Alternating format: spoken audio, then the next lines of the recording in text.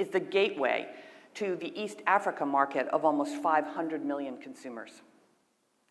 Kenya is the regional logistics hub. Kenya is the leading regional financial hub. And Kenya, with its Silicon Savannah and super smart engineers, is the region's ICT hub.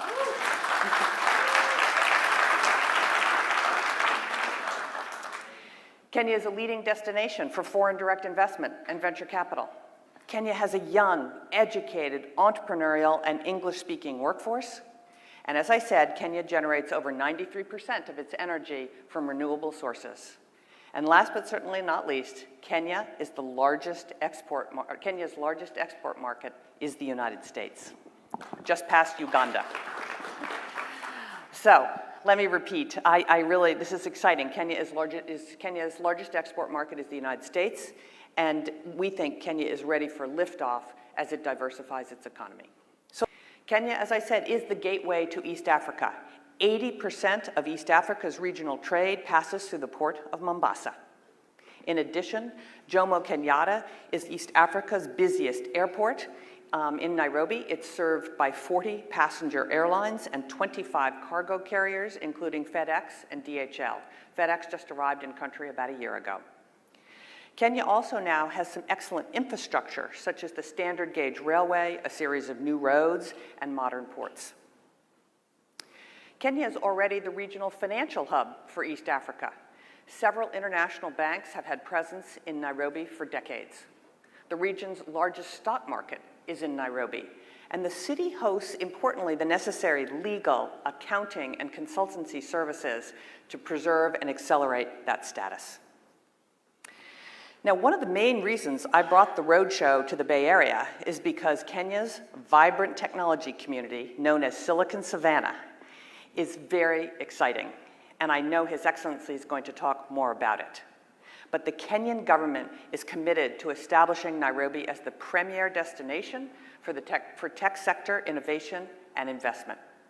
Many leading companies are already in Kenya, including the names that you see on the screen behind me. But emerging and also hugely impactful Kenyan companies like Clopia Global, Semiconductor Technologies Limited, Twiga Foods, Market Force, Power Financial Wellness, Kiosk, Udu, and many electric vehicle startups are in Kenya too.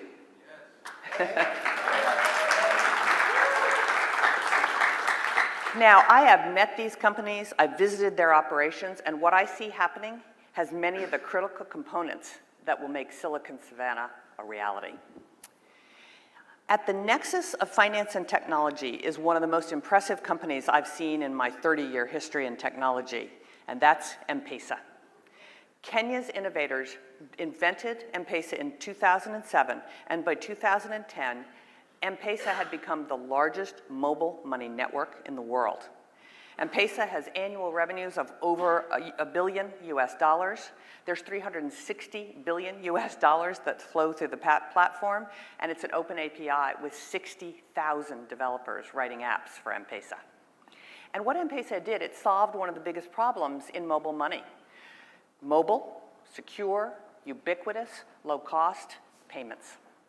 M-Pesa has over 50 million customers in 7 countries, is involved in 70% of Kenyans' transactions, powers over 5 million businesses, and catch this, 59% of Kenya's annual GDP flows through M-Pesa.